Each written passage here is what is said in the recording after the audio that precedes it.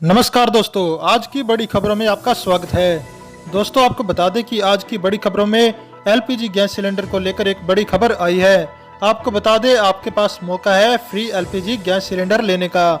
इसके अलावा आज की बड़ी खबरों में मोदी सरकार दे रही है आरोग्य सेतु ऐप से पैसे कमाने का मौका। इसके अलावा आज की बड़ी खबरों में भारत में टिकटॉक बैन को लेकर एक बड़ी खबर आ रही है। इसके अलावा पीएम मोदी की तरफ से दोबारा सहायता पैकेज आएगा और ऐसे लोगों का फायदा होगा। इसके अलावा प्रवासी मजदूरों के लिए, गरीब लोगों के लिए सीधे सुप्रीम कोर्ट की तरफ से एक बड़ी खबर आई है। इसके अलावा दोस्तों, आपको बता दें, अभी सरकार का ऑफर आया है जिसके तहत आपको 1 लाख रुपए मिल सकते हैं। दोस्तों, आज हम आपको अपनी इस वीडियो में इन्हीं सब महत्वपूर्ण खबरों के बारे में बताने वाले हैं, तो वीडियो को बिना भगाए ध्यान से आखिरी तक देखें ताकि कोई भी जानकारी मिस ना हो। बस वीडियो में आगे जाने से पहले आपसे छोटी सी रिक्वेस्ट है, आप इस वीडियो को लाइक कर दें, शेयर कर दें, क्योंकि आपका लाइक शेयर करना हमारी मेहनत का फल होता है। दोस्तों, आज की पहली बड़ी खबर में पेश है चीनी बीमारी का बिल्कुल ताज़ा अपडेट पूरे देश भर में। देश में कोरोना के मामले 1,50,000 से ज़्यादा हो गए हैं। स्वास्थ्य मंत्रालय ने बुधवार को बताया कि पिछले 24 घंटे में 6,387 नए मामले सामने आए और 170 लोगों की मौत हो गई। इसके बाद देश भर में कोरोना पॉजिटिव मामलों की कुल संख्या 1,51,767 हो गई है, जिनमें से 83,004 सक्रिय मामले हैं। 64,426 लोग ठीक हो चुके हैं। अब तक 4,337 लोगों की मृत्यु हो चुकी है। वहीं आज राजस्थान में 100 नए मामले सामने आए। चलिए बढ़ते हैं अगली बड़ी खबर की तरफ। फ्री में एलपीजी सिलेंडर पाने का आखिरी मौका है, जानिए कौन और कैसे उठा सकता है स्कीम का फायदा। दोस्तों, कोरोना वायरस के खिलाफ जंग में केंद्र सरकार ने गरीब वर्ग को राहत देने के लिए 1,07,000 रुपए की राहत पैकेज का ऐलान किया था। इसी राहत पैकेज का एक हिस्सा यह भी था कि उज्ज्वला स्कीम के तहत केंद्र सरकार मुफ्त एलपीजी सिलेंडर की सप्लाई करेगी।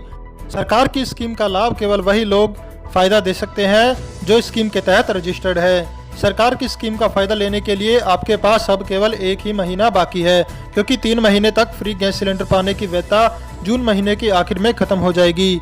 अगली बड़ी खबर जानने से पहले दोस्तों, आपको बता दें कि हमारे चैनल पर एक कॉन्टेस्ट चल रहा है।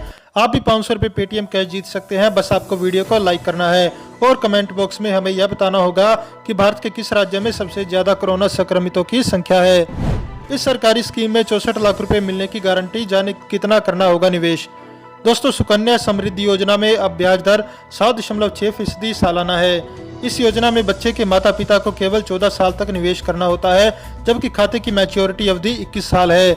इस योजना पर आपको अपने 100% निवेश पर सरकार की ओर से सुरक्षा की गारंटी दी जाती है। 14 साल के बाद बचे हुए 7 साल के दौरान 14 साल के क्लोजिंग बैलेंस पर 7.6% सालाना के हिसाब से ब्याज मिलेगा। 21 साल बाद मैच्योरिटी पर पूरी रकम मिलेगी।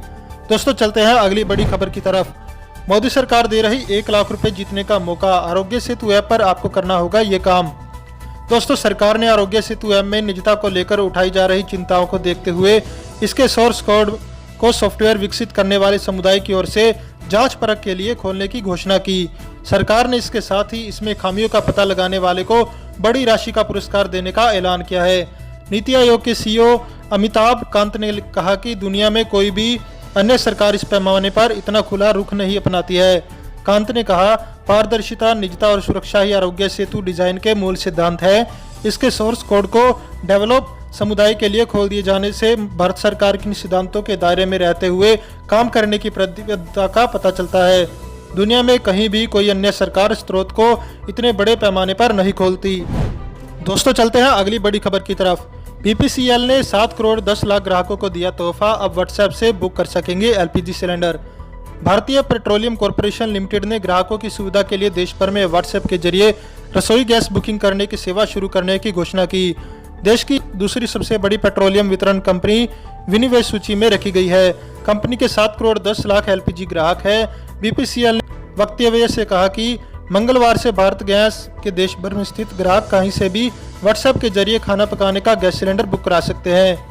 BPCL smart line number 1800224344। Company ने कहा है उसने सिलेंडर बुकिंग के लिए एक नया व्हाट्सएप बिजनेस चैनल की शुरुआत की। कंपनी ने वक्तव्य में कहा कि व्हाट्सएप पर यह बुकिंग बीपीसीएल स्मार्ट नंबर 1800224344 पर ग्राहक के कंपनी के पास पंजीकृत मोबाइल नंबर से हो सकती है। अब बात करते हैं देश की अगली बड़ी खबर की। 54,000 तक पहुंच सकता है सोना। आज सोना चांदी की कीमतों में इतनी रुपए की हुई बढ़ोतरी। सोना चांदी के दाम आजकल आसमान छू रहे हैं। दोस्तों आपको बता दें कि शुक्रवार के मुकाबले आज यानी 27 मई को सोना 10 रुपए प्रति 10 ग्राम सस्ता हो गया, तो वहीं चांदी की कीमतों में बड़ा उछाल देखने को मिला। आज सुबह 10 ग्राम 24 कैरेट सोना 47,090 रुपये पर बिका। इससे पहले ये शुक्रवार को 47,100 रुपये पर था। आज चांदी के भाव में जबरदस्त इजाफा हुआ। 940 रुपये प्रति किलो उछाल के साथ चांदी 47,985 रुपये पर पहुंच गई। वहीं 23 कैरेट और 22 कैरेट सोने की कीमतों में भी मामूली गिरावट दर्ज की गई। 54,000 रुपये तक बढ़ सकता है सोने का भाव। गोल्ड के भाव की बात करें तो एक बार फिर यह 47,000 रुपये प्रति 10 ग्राम के ऊपर जा चुका है। निकट भविष्य में इसका आउटलुक भी पॉजिटिव है। कुछ जानकर इस बात की उम्मीद कर रहे हैं कि अगले 12 महीने में गोल्ड का भाव 54,000 रुपये प्रति 10 ग्राम के स्तर को छू सकता है। चलिए बढ़ते हैं अगली बड़ी खबर की तरफ। दोस्तों मलेरिया की दवा पर WHO की रोक के बाद ब्रिटेन ने रेमडेसिविर के ट्रायल को दी मंजूरी। वर्ल्ड हेल्थ ऑर्गेनाइजेशन WHO ने मलेरिया की दवा हाइड्रोक्सी क्लोरोक्विन ने कोरोना संक्रमण के इलाज में इस्तेमाल पर रोक लगाने के बाद अब ब्रिटेन की स्वास्थ्य सेवा NHS ने रेमडेसिविर के क्लिनिकल ट्रायल को मंजूरी दे दी। ब्रिटेन के मुताबिक फिलहाल कोरोना पीड़ितों के इलाज के लिए रेमडेसिविर दवा इस्तेमाल की जा रही है। बता दें कि कोरोना वायरस के मरीजों के इलाज के लिए कई देशों में हाइड्रोक्सी क्लोरोक्विन का भी क्लिनिकल ट्रायल चल रहा था, लेकिन WHO ने मंगलवार को इसे स्थायी तौर से बंद करने का फैसला किया। चलिए जानते हैं अगली बड़ी खबर को। हाइड्रोक्सी क्लोरोक्विन का कोई नुकसान नहीं दोस्तों, कोविड-19 के लिए इस्तेमाल कर सकते हैं। ICMR भारतीय आयुर्विज्ञान अनुसंधान परिषद ICMR ने मंगलवार को कहा कि भारत में हुए अध्ययनों में मलेरिया रोधी दवा हाइड्रोक्सी क्लोरोक्विन का कोई प्रमुख दुष्प्रभाव सामने नहीं आया और इसका प्रयोग कोविड-19 के एहतियाती इलाज में सख्त चिकित्सा प्रशिक्षण में जारी रख सकता है। ICMR का यह बयान ऐसे समय में आया जब विश्व स्वास्थ्य संगठन ने कहा कि कोविड-19 के संभावित इलाज के लिए चल रहे एक वैश्विक औषधि परीक्षण से सुरक्षा संबंधी चिंता के मद्देनजर वह अस्थायी रूप से हाइड्रोक्सी क्लोरोक्विन को हटाएगा। सूत्रों के अनुसार केंद्रीय स्वास्थ्य मंत्रालय ने WHO को उसके निर्णय को लेकर सोमवार रात में एक ईमेल भेजा।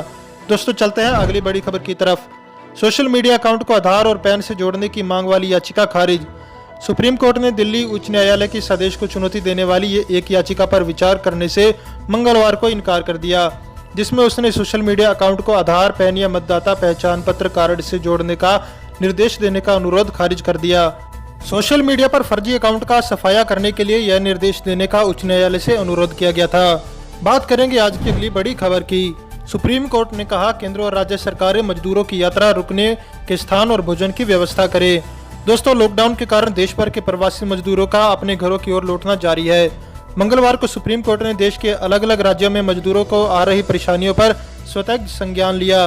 सुप्रीम कोर्ट ने कहा इस मामले में राज्य और केंद्र सरकार से गलतियां हुई। अब केंद्र और राज्य सरकारें मिलकर प्रवासी मजदूरों की यात्रा, उनके ठहरने के स्थान और भोजन की व्यवस्था के लिए कदम उठाए। प्रवासी मजदूरों के मुद्दे पर शीर्ष अदालत की 3 जजों की बेंच ने विचार किया। इसमें जस्टिस अशोक भूषण, जस्टिस संजय किशन कौल और जस्टिस MR शाह शामिल थे। बेंच ने कहा इस मामले में केंद्र और राज्य सरकार को फौरन प्रभावी कदम उठाने की जरूरत है। अदालत ने केंद्र, राज्य और केंद्र शासित प्रदेशों को नोटिस जारी कर 28 मई तक जवाब मांगा है। चलिए जानते हैं अगली बड़ी खबर तक। भारत में टिकटॉक के बुरे दिन शुरू। रेटिंग कम होने के बाद मार्च के मुकाबले मई में आधे से भी कम लोगों ने डाउनलोड किया। देश में एक तरफ लॉकडाउन है तो दूसरी तरफ सोशल मीडिया पर टिकटॉकर्स और यूट्यूबर्स के बीच बवाल मचा है। इसी बीच भारत में चीन के लोकप्रिय वीडियो शेयरिंग ऐप टिकटॉक की TRP में तेजी से गिरावट दर्ज की जा रही है। जहां एक तरफ प्ले स्टोर पर टिकटॉक की रेटिंग गिरकर 4.4 से 1.2 पर पहुंच गई है, वहीं अब डाउनलोड्स ने भी भारी गिरावट देखी गई।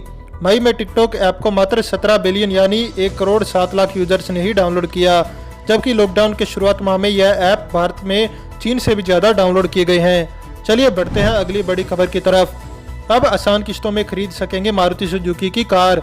कंपनी ने ICICI बैंक के साथ मिलाया हाथ। इन दिनों अगर आप कार खरीदने का प्लान बना रहे हो तो मारुति सुजुकी इंडिया और ICICI के अपने लिए खास ऑफर लेकर आया है। इसके तहत ICICI bank flexi EMI scheme पेश कर रही है। इससे ग्राहक शुरुआत में कम EMI का भुगतान कर सकेंगे। EMI की राशि पहले 3 महीनों के लिए 1 लाख रुपए के लोन पर 899 रुपए से शुरू होगी। कंपनी के अनुसार मारुति सुजुकी के 3000 से ज्यादा आउटलेट और आईसीआईसीआई बैंक के देश भर में 5380 ब्रांच का नेटवर्क होने से यह ऑफर सभी प्रोफाइल के ग्राहकों को फायदा देगा जो गाड़ी खरीदना चाहते हैं। दोस्तों बढ़ते हैं अगली खबर की तरफ। किसानों और एसएमई की सुविधा के लिए एयरटेल पेमेंट बैंक ने मास्टर कार्ड के साथ की साझेदारी। किसानों और एसएमई यानी छोटे कारोबारियों की सुविधा के लिए एयरटेल पेमेंट बैंक लिमिटेड ने मास्टर कार्ड के साथ साझेदारी की है। दोस्तों इस साझेदारी के तहत दोनों कंपनियों किसानों और एसएमई के लिए कस्टमाइज उत्पाद पेश करेंगे। इसके अलावा दोनों कंपनियां सरकार के डिजिटल इंडिया और प्रत्येक भारतीय के लिए बैंकिंग विजन के तहत देश में औपचारिक बैंकिंग और डिजिटल पेमेंट को बढ़ावा देने के लिए अभियान चलाएंगी। चलिए बढ़ते हैं अगली बड़ी खबर की तरफ। हालात से निपटने के लिए नवंबर-दिसंबर तक सरकार एक और आर्थिक पैकेज ला सकती है। यह उम्मीद एसबीआई के रिपोर्ट में जताई गई। रिपोर्ट के अनुसार वित्तीय वर्ष 2020 में चौथी तिमाही में जीडीपी की वृद्धि दर 1.5% से नीचे रह सकती है। अनुमान है कि यह वृद्धि दर 1.2% रह सकती है। रिपोर्ट के मुताबिक सरकार तीसरी और चौथी तिमाही में काफी बारीक से हर तरह के नुकसान पर नजर रख सकती है। हो सकता है इस साल के अंत तक और पैकेज घोषित हो जाए। दोस्तों चलते हैं अगली बड़ी खबर की तरफ। उत्तर प्रदेश में गर्मी का सितम जारी है। बांद्रा व प्रयागराज में पारा 48 डिग्री सेल्सियस पहुंचा। उत्तर प्रदेश में गर्मी का सितम जारी है। मंगलवार को बांदा और प्रयागराज में पारा 48 डिग्री सेल्सियस पर पहुंच गया, जबकि झांसी और आगरा में यह 47 डिग्री सेल्सियस दर्ज किया गया। दोस्तों इस वीडियो को लेकर आपका क्या कहना है हमें कमेंट करके जरूर बताएं। वीडियो को लाइक करें और चैनल को सब्सक्राइब करके घंटे के बटन को दबाएं। साथ ही साथ अपने दोस्तों के साथ इस वीडियो को ज्यादा से ज्यादा शेयर करें। जय हिंद, जय भारत।